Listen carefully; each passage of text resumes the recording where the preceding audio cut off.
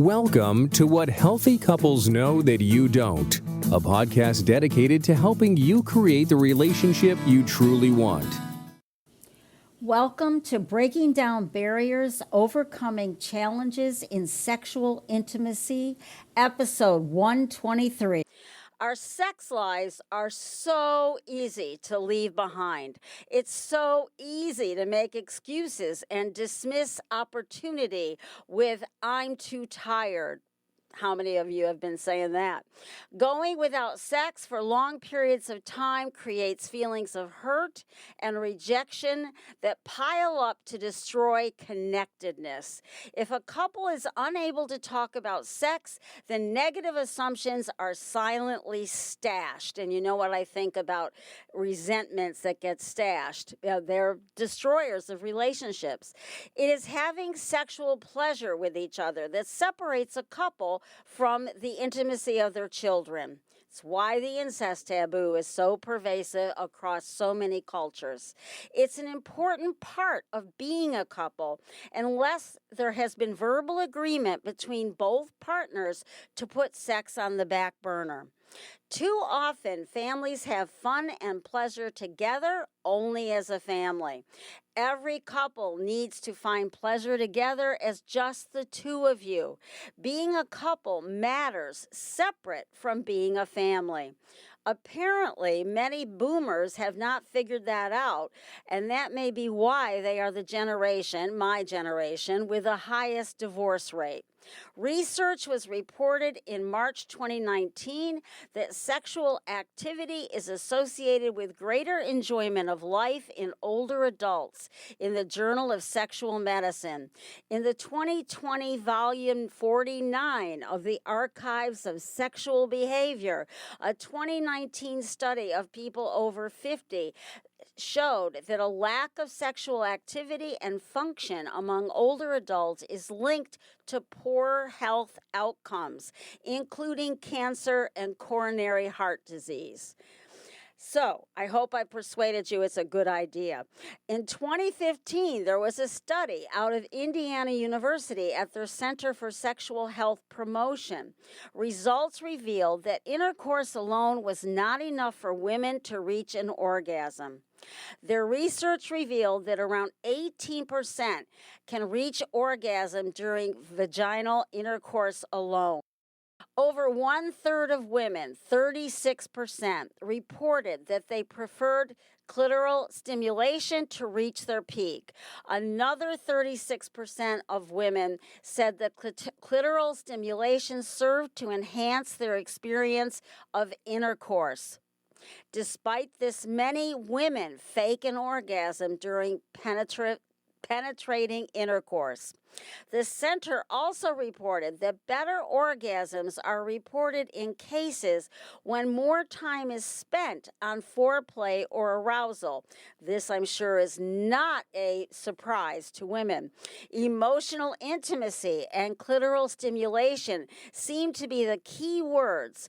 Orgasm is clearly dependent on how stressed women are, and 41% of the surveyed women preferred one type of touch to reach their orgasms.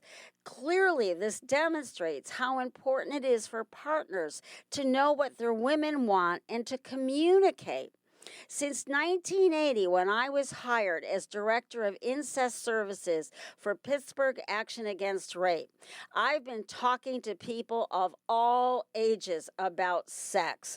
While watching the 3 episodes of the Netflix series, The Principles of Pleasure, I was delighted to learn even more. Seriously, great show. Watch it. Certainly, sex can be a very complicated business to understand and improve. So I've asked Katie Wiskind, LMFT, and she will join us today to help us improve our sexual intimacy. She is the owner of Wisdom Within Counseling and Coaching in Connecticut. She is a level 2 Gottman marriage therapist, and you've heard me mention John Gottman's research many times on this podcast. She is a certified sex therapy informed professional, CSTIP, and a fellow podcaster on all things love and intimacy. So, Katie, let's begin by talking about the all too ordinary cycle of sexual avoidance and sexual rejection. Rhoda, thank you so much for the wonderful introduction. I loved all of those pieces that you shared because you're right. Many women need both emotional intimacy and clitoral stimulation and foreplay to really feel safe opening up. And those things, when they're not there, do contribute to a cycle of sexual avoidance and rejection. I think it's really important to understand why especially a female, may be avoiding sex. It's often because our society, this may not be true for everyone, but our society does put a lot of pressure on women in particular and vulva owners to give. So there are cultural and societal stereotypes for women to be a mom, to have a good job, to have it all together, to be a caretaker from a young age, and give to her partner. And a lot of times that comes at the challenge of forfeiting her own pleasure. So she may give, but sex might be painful.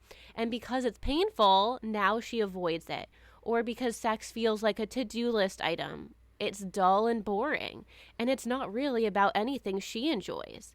And also times, women may have a lot on their minds. There are all these hats that we wear. There's being a parent, being a caregiver, caring for in-laws, paying a mortgage, figuring out what to pack for lunch, when to do the grocery shopping and the laundry, and shifting out of that caregiving mode and parent mode into a sexual, erotic, and pleasure-oriented mindset can actually be kind of challenging sometimes.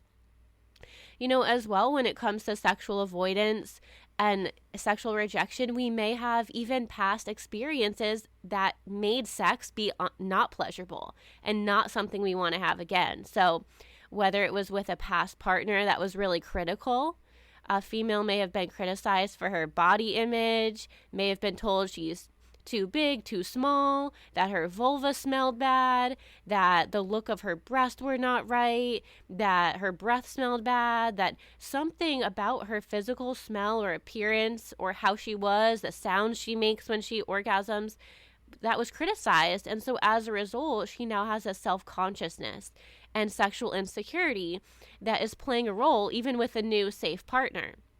And so understanding how that criticism from like a really cruel partner, who's almost insecure in themselves, that's why people do that, can now develop a sense of inner criticism and self-consciousness. Sometimes too, we avoid sex, generally because it's loaded with anxiety. We may not know what to do. For penis owners or males, there may be this sexual performance anxiety cycle around erectile dysfunction, where an erection has been lost and a partner criticized them, and now they're afraid to lose the erection again. So now it's just a cycle of avoidance and, wanting to connect in other ways, which is still wonderful and beautiful. But, sometimes we have such an emotionally charged experience around sex that we avoid it because it's so anxiety provoking. And so couples get in this cycle of sexual avoidance and sexual rejection for many reasons. And it can lead to loneliness. It can make someone feel unwanted. It can make them wonder if their partner's cheating. Or, also sometimes too, in some cases, we have pornography addiction issues that lead to a cycle of sexual avoidance. Self-isolation, withdrawal. If someone's watching pornography, which is, it's not educational, it is an erotic stimulus, but it can lead to self-isolating behaviors around sexual expression because you don't have to communicate with another person when you're watching porn. It's just, you don't have to read their eye language. You don't have to read their body language. You don't have to give to anyone but yourself. And so it's a quick dopamine hit for a lot of people. And so that pornography addiction can lead to erectile dysfunction and orgasming challenges because that becomes like a conditioned stimulus for arousal. Even things like religious trauma, being raised in a strict conservative religious upbringing, can play a role in like shame and guilt. That can be emotions underneath sexual avoidance. So, let's say someone grows up being told not to have premarital sex or not to even, enjoy sex. It's really just for procreation or having children. There may be shame and guilt that come up as like blockages, even with a safe, amazing partner, that can really inhibit desire and inhibit being open to pleasure, giving and receiving. So there are a lot of components and pieces to this pie. We even have things like another piece related to sexual avoidance and rejection that I see is unhealed trauma within the relationship. So a lot of times, there's a wound, a relational injury, whether it was a large betrayal. So sometimes infidelity can be a betrayal, emotional or physical cheating. You weren't there for me during my miscarriage. Yes. Miscarriages, infertility struggles, a diagnosis of cancer, new diagnosis. The list is long. Yes, the list is long for sure. But yes, when there's you wanted your partner to be there and they weren't, and you felt ignored, it doesn't make you want to be physically vulnerable with them in a sexual way. That's right. Yeah, I really think that there's a million reasons, and it's just so easy. And the thing about porn, it's so much less messy than dealing with another human being. It's true. Yeah. And I think a good thing too about porn is that it's, a lot of times when people don't have a lot of sex positive education growing up, they turn to porn to learn about sex because it's like taboo or dirty. We can't ask our parents because they might punish us for wanting to know about it. So then people learn and get education, which is really misinformation from porn, and develop unrealistic expectations for their own bodies or unrealistic expectations for their partner. Like vulva owners or females do need biologically 45 to 90 minutes of foreplay to reach peak sexual arousal or be ready for an orgasm. The clitoral area engorges with blood. That takes about 45 to 90 minutes. A penis owner or a male only needs 4 to 8 minutes on average to reach that same level of peak sexual arousal or be ready for an orgasm. So a penis increases in circulation, an erection occurs. And so, a big piece, you don't see 45 to 90 minutes of foreplay, emotional foreplay or sexual foreplay for females in porn. So, or on television in general. Yeah. Yeah, exactly. I know.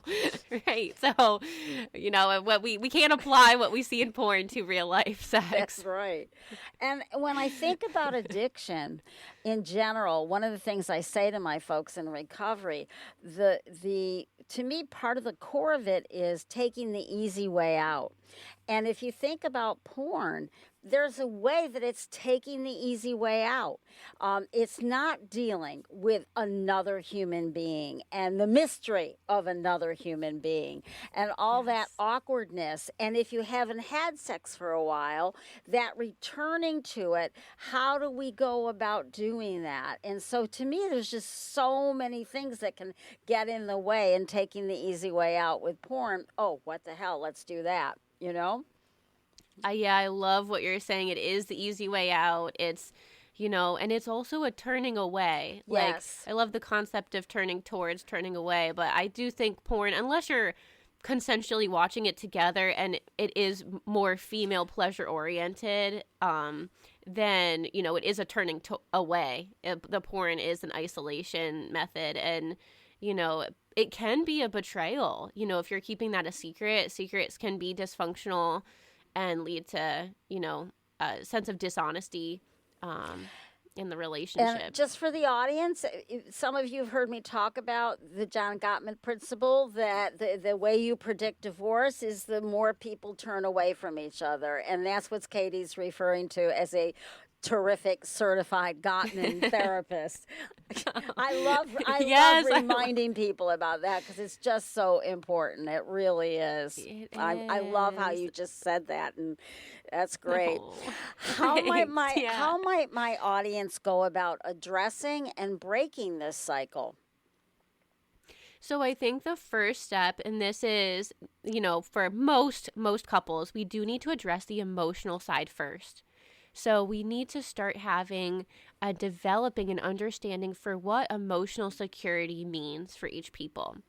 And so we all need reassurance. We all need to feel like we matter to our partners, like what's important, our feelings, our emotions, our needs matter. And so starting to have these really vulnerable conversations is really essential. We often don't learn how to do this from, our parents. Sometimes parents and caregivers belittle us or criticize us or tell us it's not okay to be vulnerable. So, this might be the first time in your life that you and your partner share emotions and express emotions in a deep way, or you let yourself cry to your partner, or you and your partner cry together.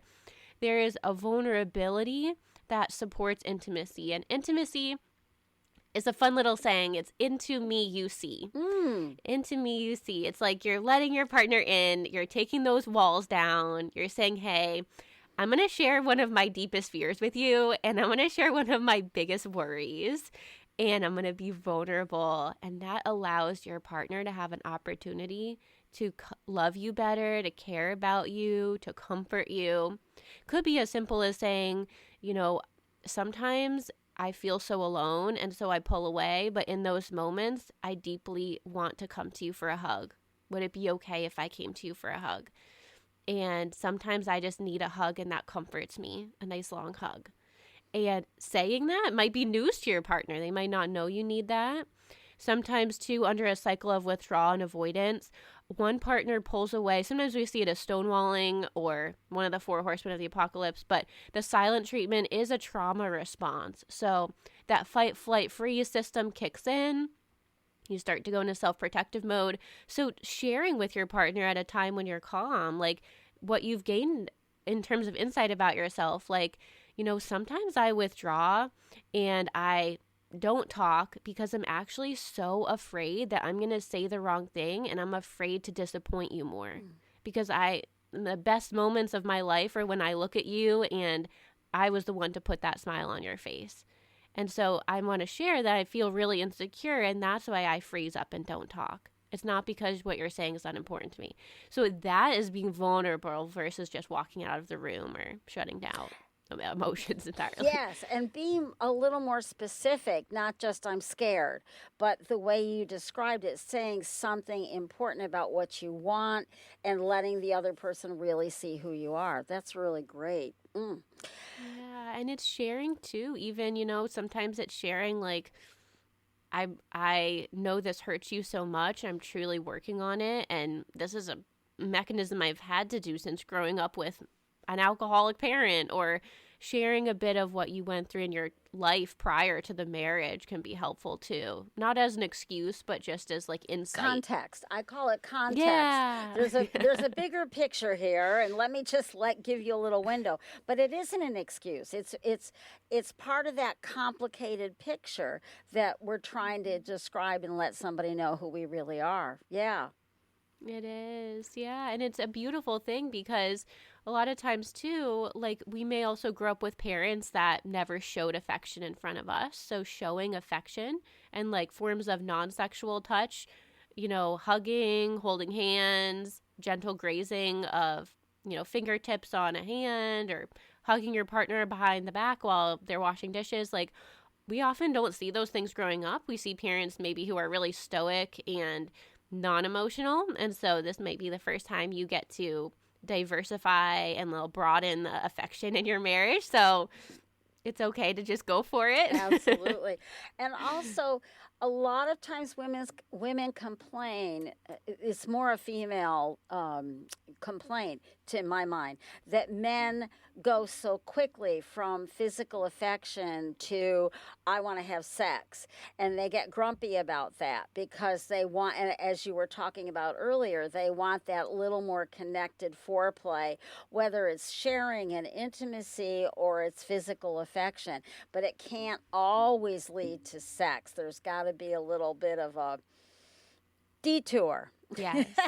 Yes. I love that you're saying that. It's so true. Like, a part of sexual avoidance is needing to gently and slowly understand the female arousal system and the female orgasmic system. So, instead of just going for a butt slap, right, there might need to be like a really long hug, kind of swaying together, and then maybe even just cuddling and then caressing, finding out the hot spots on the person's body, their hands or inner wrists, like going through the erogenous zones, like using the full landscape of their skin, not just going straight for their genitals or their clitoral area. Maybe it's caressing their feet and giving them a foot massage or a back massage, for a good 30, 40 minutes. Maybe there are elements of if you take a shower together, you're washing their hair, you're giving their scalp a massage. They might like their belly rubbed and long, gentle strokes on the sides of their body, up their shoulders, down their hips to their knees and back. And, a lot of women enjoy their breasts and nipples gently touched and played with, or the inner thighs touched. And so really you're taking full advantage of slowing the process down. Building excitement and building anticipation is what helps a female partner feel desired and feel wanted. And that is what is arousing, is to feel wanted and to have that sense of excitement slowly build over time. Like, there's this positive feedback loop that develops, and it's essential. I think relaxation is the precursor to sexual desire. So being able to be relaxed together in that process allows the mind and body to kind of become aligned in that relaxation process. So how can we all improve our communication in the bedroom? So many couples avoid talking about sex or get into trouble when they do try to talk about it. Yeah, I think this is a very normal thing that sex becomes emotionally charged. It is an anxious subject. There are needs that are, not being communicated, or when they are communicated, it feels like a criticism and one partner feels inadequate or less than and insecure. So I think making sexual conversations normalized. So this can come down to when we were growing up, sex is like a taboo thing, or, we were told that masturbation would, lead to blindness, or like these really big fear-based things. And so we have this taboo sense also and feel like it's dirty. And so now, we're really good at talking about what daycare the kids are going to, or who's picking up who from soccer practice, or, what we want to get for dinner on Thursday night. Is it taco night or, whatever. So we're very good at talking about those things, or finances. And so making sex a kitchen table conversation just like that, talking about it can actually be a form of foreplay. Ask your partner intricate details about what they like, what would make, when I say sex, it's not just penis and vagina sex. It's everything from making out to the entire experience. What would make it better for you? Would your partner like more oral sex or less oral sex? What turns your partner on most in foreplay? What turns you most on in foreplay? We want to think of foreplay as the core of the experience, where the most time is spent. A lot of times, especially from pornography, we see penetrative sex really being hyper-focused on. And, especially for a male or a penis owner, they don't need to have a hard penis to be able to give pleasure or to satisfy their partner. So taking pressure off that, but what does it look like for you to give? What does it look like for you to receive? Have you ever felt like you had to hold back? Is there something where you'd like to, be more of yourself and be more authentic? Is there something that you love that I do that you want me to do for longer or more of? And is there a sex toy that you want to bring into the bedroom that we haven't used yet? Or even, what's a fantasy on your bucket list? Would it be texting? Would it be, going to a new environment, going from the bedroom to the backyard? Like, what would suspense or mystery or novelty look like for you in our sex life? So, there are a lot of beautiful conversations that we can start to talk about. We can even talk about, like, was there ever a time in your life where you received unwanted touch? And how does that still affect you? Is there anything I can do to help you have a more safe and respected sexual experience?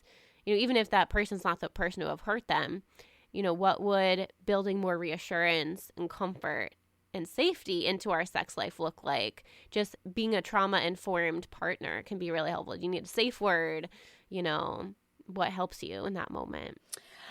So there's so many things. and being more authentic is about letting someone know the specifics that work or don't work, or that you're less excited by, and really trying to let it be ordinary. When you said kitchen table, it wasn't literally or with the kids, but I love the sense of ordinariness. You want it to be ordinary, and I think that is something we don't do, like death.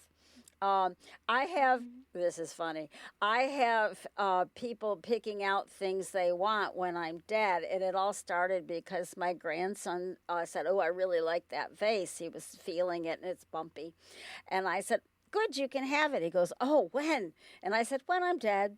And I said it because I think there's something about death being ordinary. There's something about sex being ordinary.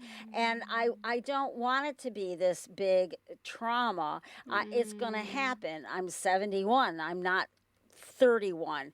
And and not that it couldn't happen sooner, obviously, but there's something about the ordinariness that I think really could help all families. When my grandfather died, nobody talked about. I didn't know till my grandmother came for a visit. And then it was an announcement, not a discussion. So I think there's so many things that we need to talk about, particularly with sex and death. I think they're both important. Yes, I agree. I love that. It is so hard, too, to process death when we don't get to talk about it. And, even on the anniversary of someone's passing, or a pet can be a huge loss for children and adults. And yep. Yeah. So it's like sometimes, like you said before, a miscarriage, or, going through IVF and not having it work out. So there can be a lot of elements of, death, even family estrangements where, like, someone cuts you off without really talking about what's going on. That can feel like a death. But yes, loss is something we need to talk more about as a culture. I agree. Absolutely. What are ways we can restore our sensuality that may have gotten lost in the hectic life of parenting, or a long-term relationship that has gotten stale?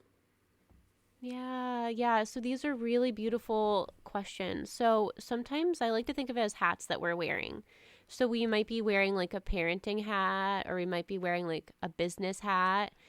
So I work a lot with couples that feel very strong in certain areas of intimacy. So we have different areas of intimacy in our life. We have cognitive intimacy or intellectual intimacy, where you and your partner might like listening to a podcast and discussing it, or reading a book and discussing it, or running a business together and feel very strong in that way.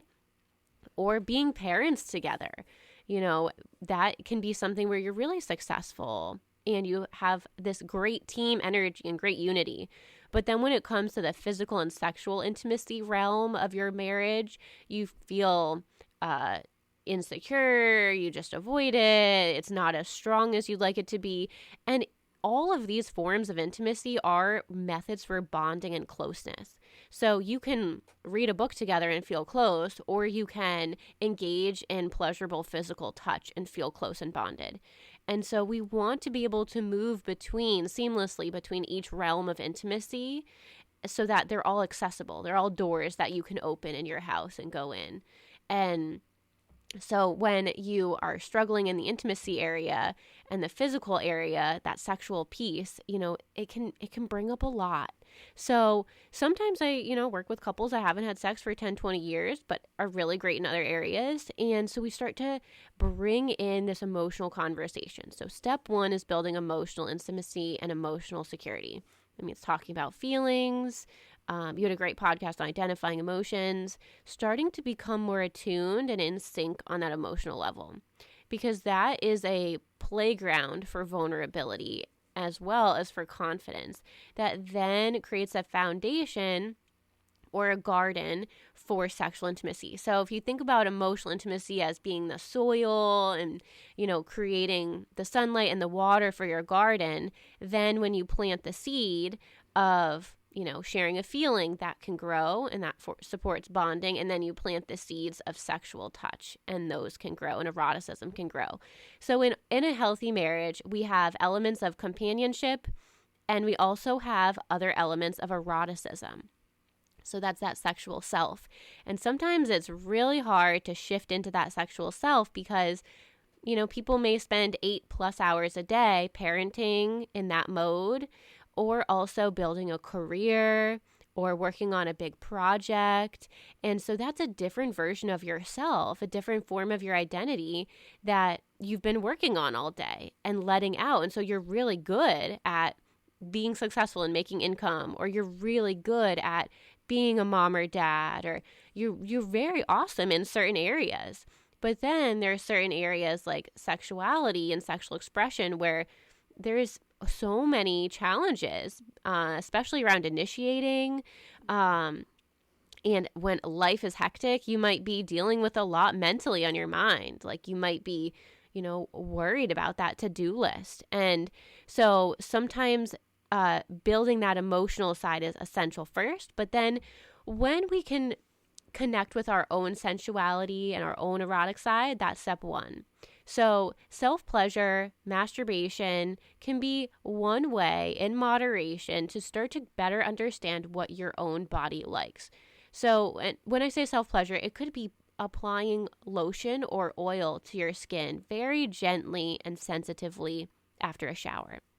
Massaging your hands. And instead of roughly just putting the lotion on quickly in haste, you're feeling the webbing of your fingers. You're feeling your palm. You're like, oh, wow, I actually really like the back of my hand touched, or I really like my palm touched. You're noticing what areas of your body touch feels relaxing and soothing. And that can be then communicated to your partner to say, hey, it feels so good when you gently scratch between my shoulder blades, or I really love my low back touched, or, you can learn and gain information about yourself. And so getting connected to your own skin, and this is where we sometimes have blockages like body image issues come up where, I don't like how I look. And so we work through that because that's a big piece to becoming a sexually embodied being and being authentic in your own sexuality, knowing like, hey, I deserve pleasure. Pleasure is an inherent right.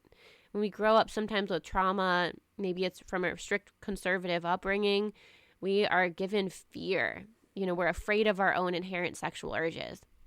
And so we end up really disconnected from our sexual side. We kind of push away those organic sexual desires. And so we're starting to reconnect with that. Women especially too are given a lot of blame. Like if they're wearing a short skirt, then it's, oh, you asked for it. And so there's so much blame in our culture around women. And so being able to embody pleasure means starting with yourself and then being able to communicate what you like to your partner. And sometimes we've been in such a caregiving role for so long that we're thinking about everyone else's needs before ourselves. And so we've been taught to put ourselves on the back burner, And so when we think about even just doing a self-massage after the shower, that those thoughts come up. Oh, I should be caring for so-and-so. I should be doing something else for someone, but put me last. There's this sense of, being a martyr or, feeling like it's our job or our role to give to others. And so that can come up. So knowing that it's okay to be like a little bit selfish in this process of, rekindling connection. And, so then the next step would be increasing cuddling. increasing cuddling that doesn't necessarily have to lead to sex. There's no requirement for it to lead there. If it does, okay, but we're not having touch that has to be something in the outcome, because sometimes we get started kissing or cuddling and the mind is already on, oh, well, I'm going to have to perform, I'm going to have to give. So we want to kind of take that future thinking piece out of it. To really be relaxed and then to foster a sexual desire means being in the present moment mentally. So practicing those mindfulness skills, breathing deeply into the touch, but cuddling more regularly, having more, if two people are sitting on separate chairs watching TV, maybe that's the status quo right now. That's pretty normal. But then, I might recommend that they cuddle on one couch together and have a form of touch while watching a movie. So as a new kind of thing. And then, having rituals around non-negotiable touch. So maybe it's every Saturday morning for an hour, we're doing back massages for each other. Because we have to start to reprioritize touch as a form of intimacy into the calendar. And sometimes it does help to schedule sexual experiences together, or start to work through like a yes, no, maybe list, or talk about, how do we fit this in? Where do we make time for this in our busy, chaotic, hectic lives?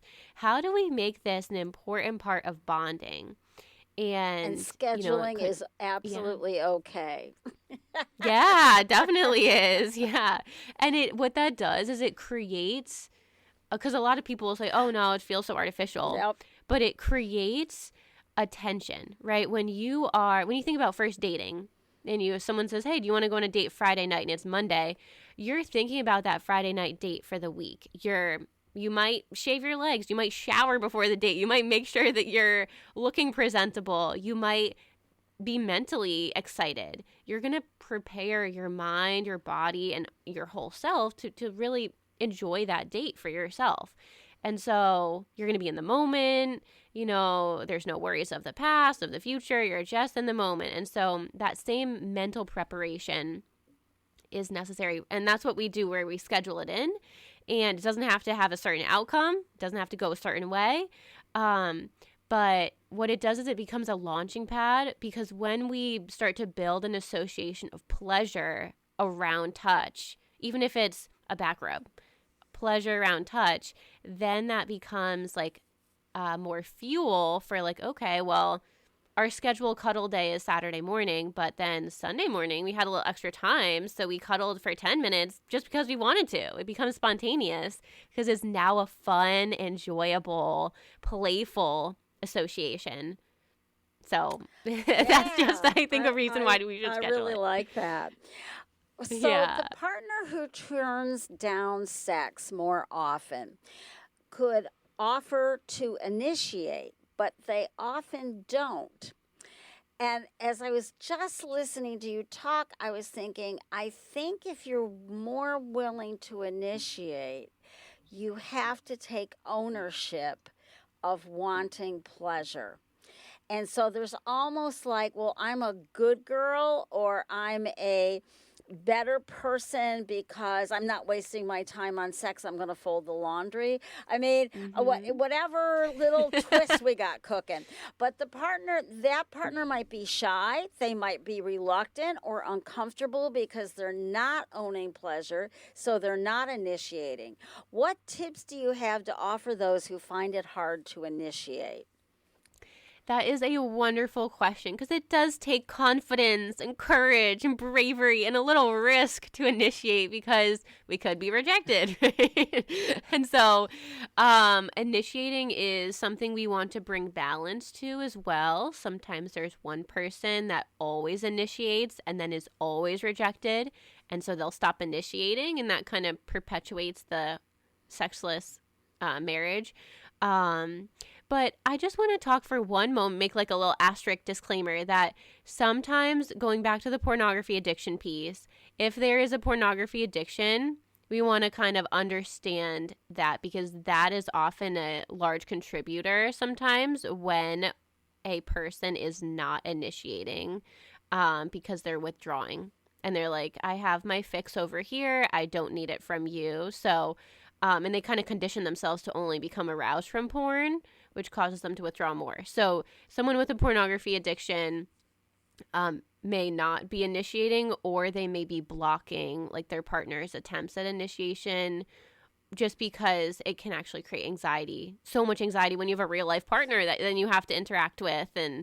And so when it comes to people that may not have a porn addiction, and one partner is initiating more and the other partner is turning down sex, if you're the partner that's kind of turning down sex, the first step is to lower anxiety. So talk with your partner about touch that feels manageable.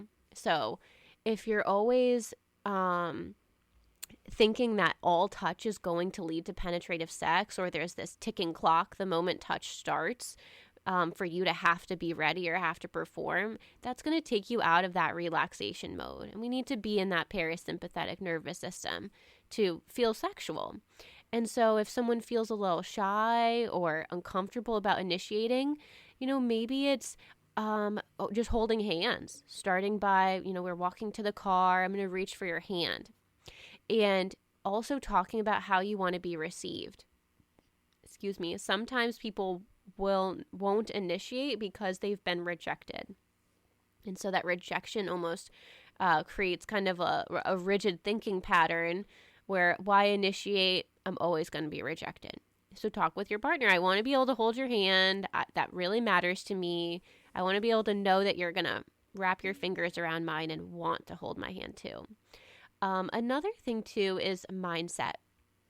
So if someone's feeling a little bit shy or uncomfortable initiating, like you talked about I could fold laundry, I could food prep, I could, call my parents, I could call my brother, right? Like, being able to go into a mindset of saying, it's really important for my marriage for me to initiate. My partner feels so loved and like they matter when I initiate. I'm actually helping improve the strength and the security in my couple bubble when I'm initiating. So doing some positive self-talk of like, my partner's going to be really excited when I initiate. Knowing that this is like kind of, if you're shy or a little bit insecure, like that your partner is going to be just, their eyes will light up, that they're going to be there to embrace you in a warm way. And they feel really cared for when you initiate, because what it does is it helps your partner feel wanted. It helps your partner feel desired. We all want to be seen as attractive. We all want to be seen as like sexy, as wow, like someone's really into me. They think I'm hot, whatever word you use, handsome, beautiful, we all want that. We all want to be given that attention, and that can feel so good when you give that to your partner. They might be like, wow, like I feel awesome about myself. It boosts their self-esteem, and it also helps to boost the strength and security of your bond, because oftentimes, in a monogamous connection, this is the only person, you two are the only people exchanging this form of energy with each other. Like, and there's something about maybe owning, I've been a little bit stingy and I want to be more generous. I don't want to hide. I want to be more fair, and I want to think more about being generous, and generous to myself with pleasure, and generous to my partner. So because I always think about values that are underneath doing things, and I think that can also be a part of it. But I really, you're saying some really great stuff. So how is emotional intimacy a foundational building block for sexual desire? Yes, that's a wonderful question. So a lot of times we don't get taught even what emotional intimacy is. We're just taught, especially, in gender roles, we're taught to have a good income. That will make my partner happy. If I keep my job, it'll make my partner happy. If we get a house, it'll make my partner happy. And so we're never really taught, like, we need to actually talk about our emotions, and we need to understand what a bid for a connection is, or, like if my partner wants to talk about something, that's them wanting to improve the relationship. And sometimes too, we grow up with parents that show explosive anger, or parents that are emotionally chaotic, and never necessarily do we learn from our caregivers how to sit down and talk about uncomfortable things and how that builds a relationship. Yes. And so, yeah, it might be a new thing. And so being able to look at your upbringing and say, wow, I had a parent who, taught me that the only thing I could express was happiness, and I had to put on a happy mask. And so this might be the first time where you start to develop that emotional expression and depth. And, emotional intimacy allows you and your partner to relax together. And we know on a physical level, relaxation signals safety in the brain. It's the opposite of the fight, flight, freeze response. And so, there is this parasympathetic part of your nervous system. It's the rest and digest. It's you and your partner actually co-regulating or co-creating a calm, loving environment through talking about emotions. And it's normal that if your partner comes to you with anxiety, normally our brain and our mirror neurons would get anxious too, right? It's a survival mechanism. We want to fix it right away. But a part of emotional intimacy is actually holding space and validating your partner. So being able to allow your partner to be seen and valued for their emotions, all the emotions that they may have, whether it's feeling scared or anxious, and they come to you saying that, they don't need you to fix that anxiety they're having so that they can then be happy. That will happen as a byproduct of validation. And validation is saying, I want to understand your emotional world. I want you to feel safe enough to share your inner emotions and your inner world with me. And I know maybe growing up, you had to stuff that away. And so I want us to have a safe environment where we can really explore our feelings together without taking it personally or one person getting angry. Sometimes too, growing up, if a person, shared a feeling and their parent got mad at them, or told them to stop crying, that belief of I have to stay silent is still there and I have to keep the peace. And that actually breaks intimacy. It becomes a blockage to emotional intimacy. So being able to start to really say, how do we process these emotions? How can I come to you without fearing your reaction? How can we know we're going to just accept each other? And a lot of times too, it's being able to, when your partner does come to you and say, hey, this thing I felt this way about this thing. Maybe they're talking about the relationship, because sometimes it's easier to help validate about a work issue or something external. And then when they come to you about the relationship, now it takes a higher level of emotional intelligence. And so you can say, thank you for coming to me. Thank you for telling me. I'm so glad that you felt safe enough to tell me how you felt. I'm really, really glad that you vocalized this to me. I'm glad you used your voice. This matters to me. I'm glad that you shared these feelings with me, and I want to grow with you. I want to work on our partnership. I want you to feel reassured in that way that our marriage is important to me. And, because a lot of us have fears of abandonment or fears of rejection. If we're not perfect, or we feel like we're a burden, or we, have these deep, deep core beliefs. And so being able to truly reassure your partner and offer them comfort and emotional bonding is how you build emotional intimacy. And being able to be willing and articulating that you're willing to work on the relationship, that you want it to be better. I'm always saying that love really means that you're willing to work at being a better person for your partner. And or your children, whatever the relationship is. And so I think there's something about that work and recognizing, because you're describing a lot of effort, and I think that that's what it requires, and you have to have a willingness to do some of that. So I want to mention shame, that can be a real obstacle to sex. And my previous episode 120 is excellent interview on the topic of shame. Could you talk about trauma, whether it's religious or sexual abuse, and its role in avoidance and shame?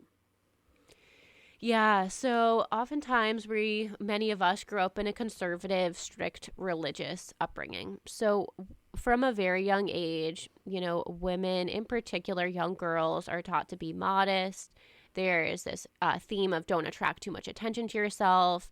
Don't wear the flashy earrings. Don't wear the deep V-cut shirt. Don't draw too much attention to yourself. Don't be too opinionated. Don't be too sensitive. Don't burden anyone with your thoughts or your feelings. It's both sexual and emotional.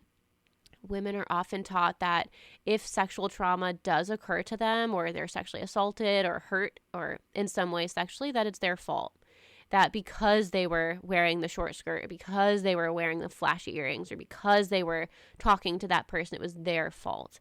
And so there is this lack of consent. We're not taught about STI testing. We're not taught about condoms. We're not taught about any of the consensual boundaries or what no means no. A lot of times we're just taught in a strict conservative religious upbringing that sex is only to happen once you're married, and it's for your often male partner's pleasure, and don't speak up if it's painful, and don't have it before marriage, and if you do, that you're a disgrace to the family, and you're going to be disowned, and there's this fear of ostracization and a lot of prejudice and being exiled from this religious community. There's oftentimes shame, guilt, and fear about anything being different. So if someone's bisexual, pansexual, likes cross-dressing, is transgender, is gender fluid or gender nonconforming, or expressive in their sexual orientation in some way, that is all evil. And we see these, conversion camps, and we see normalized trauma where, like in these communities, there's blame on women, there's fear around being different. Parents are encouraged to cut their gay children off because, their child's gay. And, if their child won't change, then, the head of the church is saying, well, don't have a relationship with them or shun them, or it's horrible. It's very traumatic. And so we do as a culture need to bring awareness to religious trauma. And, a lot of times too, it can be a very intense thing to talk about, so be gentle and compassionate with yourself as you're learning about this and exploring this for yourself, because when we do go into trauma, sometimes it can bring up all of those fear responses and can bring up anger or can bring up that hurt and pain. So, always make sure to do grounding techniques and go for a walk or take a yoga class or do something that really helps you get back in the present moment as you're doing these self-reflection activities, because you don't want to get that anger all brought up again. And so unless when you want to with go to therapy and do some individual work on your anger and write some letters, and because that anger is really important to understand and own and move on from. Yes, it is. Any final thoughts that you want to share that we haven't covered? So I think a couple things, just, know that emotional intimacy is that basis for sexual intimacy, that it's okay to speak up and say, I would really like this area of my body touched, that pretty much everyone that I work with that is struggling with a cycle of sexual rejection, avoidance, and low libido does need to who has a female in the relationship does need to lengthen foreplay and really start to elongate to that 45 to 90 minute mark, and really understand how that natural biological response does take time, that anticipation, that excitement, that pleasure is the key of these experiences. So it's not about getting to sex. It's not about getting to an orgasm. It's not about having a hard penis. It's about bonding. It's about exchanging an experience of erotic pleasure, of being able to be a different person than you have to be at work, and you get to be with your kids. You get to be a whole different side of yourself that is freeing. It's expressive, and you and your partner get to unlock that synergetic feedback loop together through touch.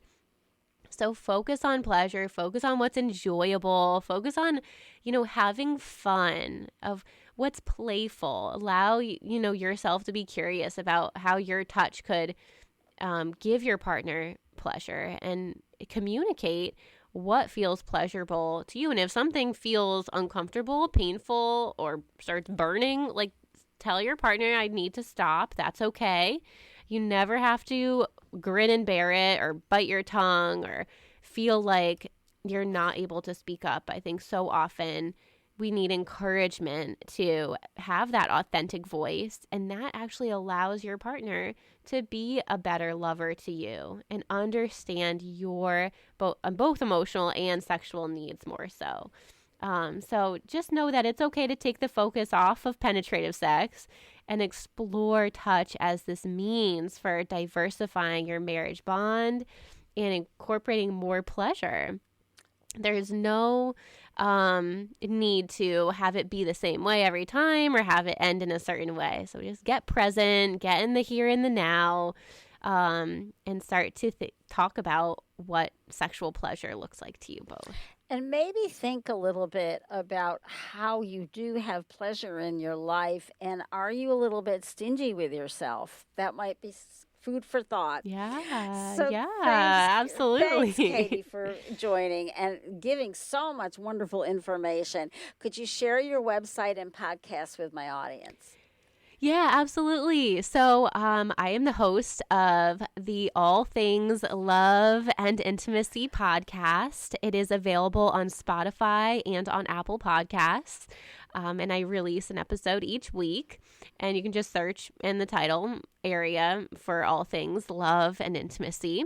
I'm a relationship coach, certified sex therapy informed professional, Gottman Level 2 marriage therapist, and I specialize with couples who are stuck in a cycle of sexual disconnection and sexual withdrawal. So oftentimes they're strengths in terms of parenting or strengths in other areas of your marriage, but you really need help bringing attention to the rekindling sexual desire, understanding foreplay, talking about sexual intimacy, gaining sex positive education, and supporting both of you in, this beautiful experience of togetherness. So I do specialize with couples in that way, and you can work with me and learn more about working with me at my website, which is wisdomwithinct.com. That's wisdomwithinct.com. Okay, I don't make a dime doing this podcast because I believe in contributing to make the world a better place. I invite you to think of leaving reviews and spreading the word as the way I get encouraged to continue my volunteer effort. I appreciate all of you for keeping me in the top 1% globally. Thank you for listening to What Healthy Couples Know That You Don't. If you have enjoyed the show, please leave a rating and review on iTunes and help get the word out. To learn more or connect with Rhoda, visit therapyideas.net.